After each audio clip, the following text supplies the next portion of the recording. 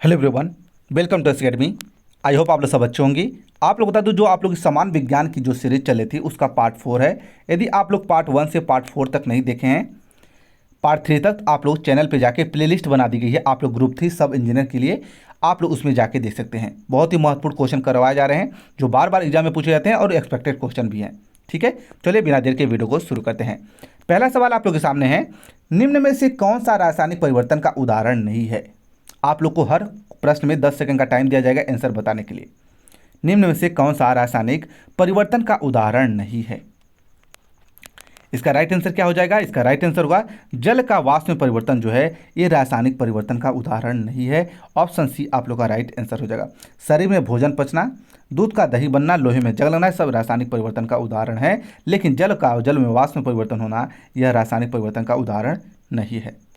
अगला सवाल लेते हैं, निम्नलिखित में से कौन सा एक ऊर्ध्वपातक पदार्थ नहीं है। वेरी वेरी इंपॉर्टेंट सवाल है। नेफ्थलीन, कपूर, अमोनिया क्लोराइड या सोडियम सल्फेट। तो बताइए इसमें से ऊर्ध्वपातक पदार्थ कौन सा नहीं है। वेरी वेरी इंपॉर्टेंट सवाल है, आप लोग को ये सवाल आना चाहिए। इसका राइट आंसर सोडियम सल्फेट जो है ये ऊर्ध्वपातक पदार्थ नहीं है। ऑप्शन डी आप लोग का राइट आंसर हो जाएगा। ठीक है, आप लोग ध्यान दीजिएगा। और इसका पीडीएफ लेना चाहते हैं तो आप लोग को फ्री में पीडीएफ दिया जा रहा है। आप लोग टेलीग्राम चैनल ज्वाइन कर सकते हैं। टेलीग्राम की लिंक आपको इसी वीडियो के नीचे मिल जाएगी। अगला सवाल है, डाल्टन का सिद्धांत कौन से नियम पर आधारित है। बताइए डाल्टन का सिद्धांत कौन से नियम पर आधारित है। वेरी वेरी इंपॉर्टेंट सवाल है, ध्यान दीजिएगा।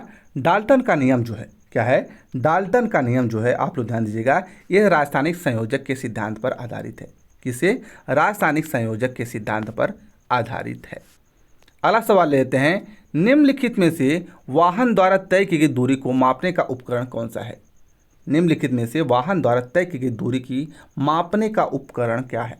यानी वाहन द्वारा तय की गई दूरी को किस उपकरण द्वारा मापा जाता है। बताइए इसका राइट आंसर होगा ओडोमीटर के द्वारा मापा जाता है। किसके द्वारा?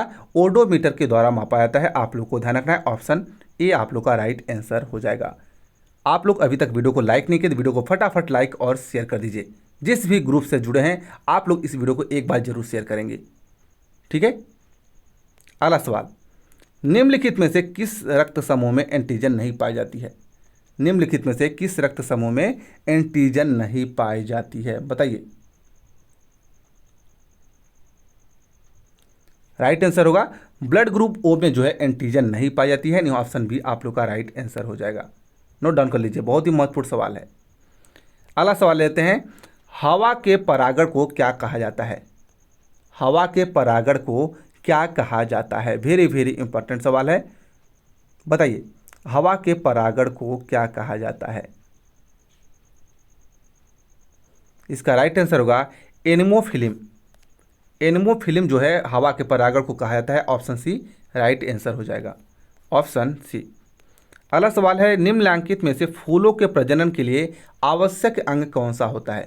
फूलों के प्रजनन के लिए कौन सा अंग जो है आवश्यक होता है। वेरी वेरी इंपॉर्टेंट है, वीवीआईपी क्वेश्चन है। इसका राइट आंसर होगा पुंकेसर और स्त्री केसर जो होते हैं ये प्रजनन के लिए आवश्यक होते हैं फूलों के लिए। क्या होगा? पुंकेसर और स्त्री केसर। ऑप्शन बी आप लोग का राइट आंसर होगा। अगला सवाल है, अम्लीय वर्षा में जल का पीएच मान कितना होता है। ये तो क्वेश्चन तो एसएससी, रेलवे और ऑल अदर एग्जाम के लिए बहुत ही फेवरेट है, क्योंकि एक क्वेश्चन हर बार एग्जाम में देखने को मिलता है। जो भी एग्जाम होता है एक क्वेश्चन जरूर डाल दिया जाता है साइंस में। अम्लीय वर्षा का जल का पीएच मान कितना होता है। बताइए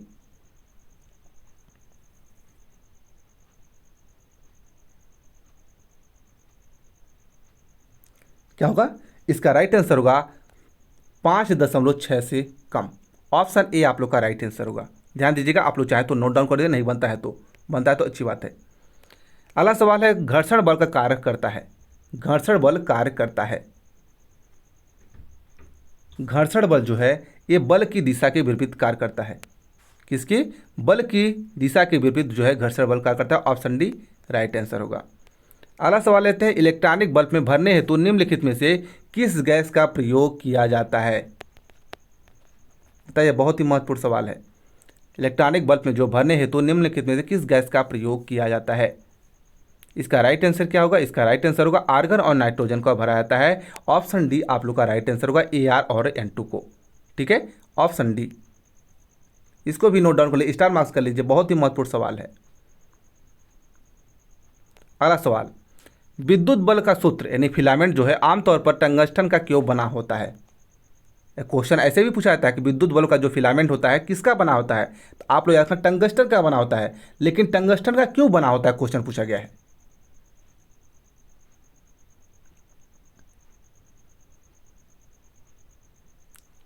ध्यान दीजिएगा, इसका राइट आंसर हुआ है क्योंकि इसकी उच्च प्रतिरोधक तथा गलनांक के कारण इसके टंगस्टन का बना होता है। ऑप्शन बी आप लोग का राइट आंसर हो जाएगा।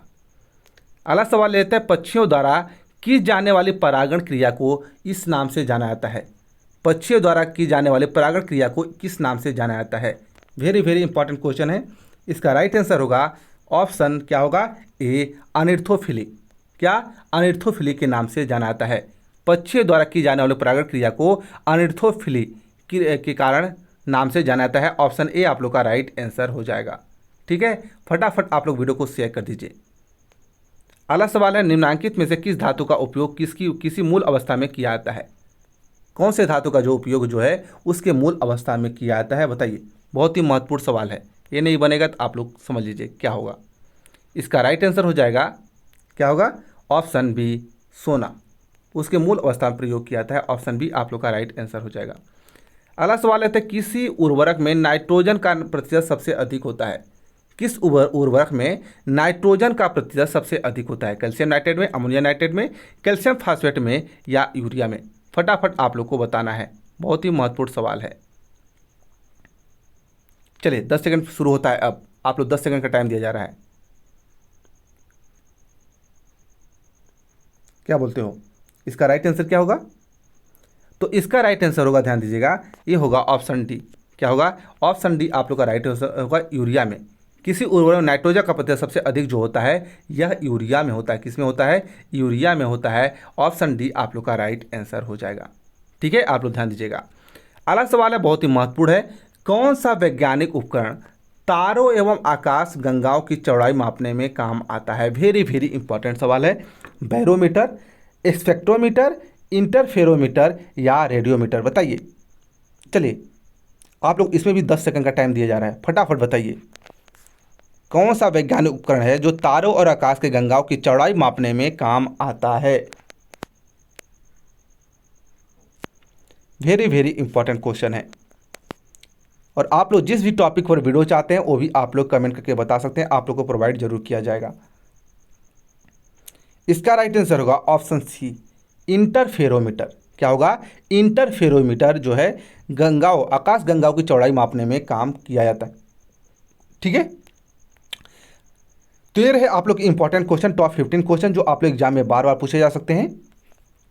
ये वीडियो का पार्ट 4 है, आप लोग पार्ट 3 तक नहीं देखे तो आप लोग चैनल पे जाके जरूर देख लीजिएगा, प्लेलिस्ट बना दी गई है। ठीक है, बहुत ही महत्वपूर्ण है।